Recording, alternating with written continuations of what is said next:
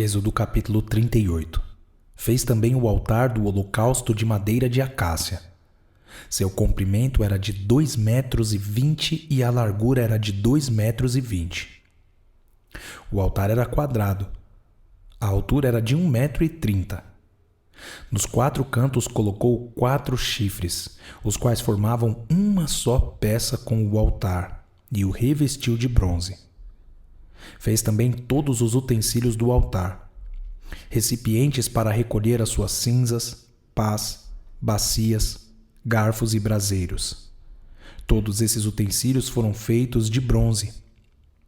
Fez também para o altar uma grelha de bronze em forma de rede, do rebordo do altar para baixo, a qual chegava até o meio do altar. Fundiu 4 argolas para os 4 cantos da grelha de bronze, para que nelas fossem passados os cabos. Fez também os cabos de madeira de acácia revestidos de bronze. Passou os cabos pelas argolas de um e de outro lado do altar para ser levado. Oco e de tábuas o fez. Fez também a bacia de bronze com o seu suporte de bronze dos espelhos das mulheres que se reuniam para ministrar à porta da tenda do encontro. Fez também o átrio ao lado meridional que dá para o sul. As cortinas do átrio eram de linho fino retorcido, de 44 metros de comprimento. As suas 20 colunas e as suas bases eram de bronze. Os ganchos das colunas e as suas vigas superiores eram de prata. De igual modo, para o lado norte havia cortinas de 44 metros de comprimento. As suas 20 colunas e as suas 20 bases eram de bronze. Os ganchos das colunas e as suas vigas superiores eram de prata. Para o lado oeste havia cortinas de 22 metros. As suas colunas eram 10 e as suas bases eram 10. Os ganchos das colunas e as suas vigas superiores eram de prata. Do lado leste, para o nascente, as cortinas tinham 22 metros de comprimento. As cortinas para um lado da entrada tinham 6,60 metros de comprimento, e as suas colunas eram 3, e as suas bases 3. Para o lado da entrada do átrio, de um e de outro lado da entrada, havia cortinas de 6,60 metros de comprimento. As suas colunas eram 3 e as suas bases 3.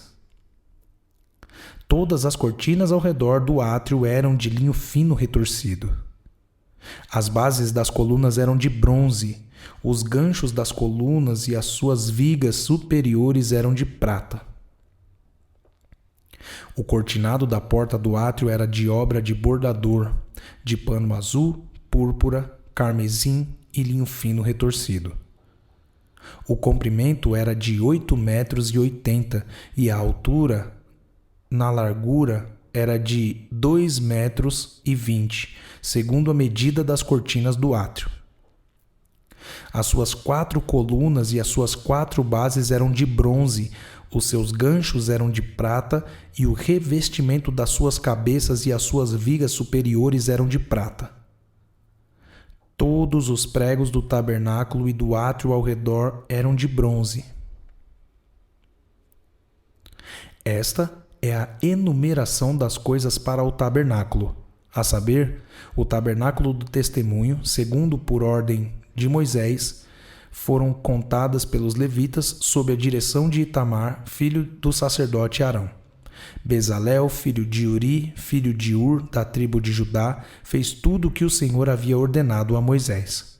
Com ele estava Aholiabe, filho de Aizamaque, da tribo de Dan, mestre de obras, desenhista e bordador em pano azul, púrpura, carmesim e linho fino.